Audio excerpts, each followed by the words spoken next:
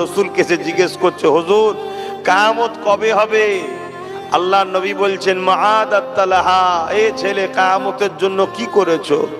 ফাকাম আদাতুলাহা কাসীরা সালাতি ওয়া সিয়ামিন, ইয়া রাসূলুল্লাহ, বেশি বেশি নামাজ রোজা করতে পারিনি, ইল্লা, তবে আন ইউহিব্বুল্লাহ ওয়া রাসূলুহু, আল্লাহ ও রাসূলকে অন্তর থেকে ভালোবাসি। জোরে বলুন সুবহানাল্লাহ।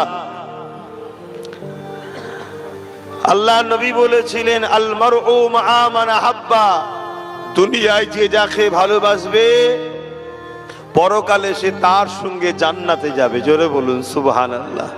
তা আপনারা উলামারা এই হাদিস শোনাতেন, আমিও শোনালাম এখন। তা আজকে আমাদেরকে বাদ দিয়ে যাচ্ছেন কেন? আমরা তো আপনাদের ভালোবাসতাম, প্যার করতাম। আপনারা যেখানে আসতেন আমরা খাওয়া দাওয়া ছেড়ে দিয়ে জড়ো হতাম, আপনাদের তাকবীর দিতাম, আপনাদের জন্য কি না করেছি, আপনাদের বিষয়ে কথা বললে মারপিটও করে ফেলেছি। কেন?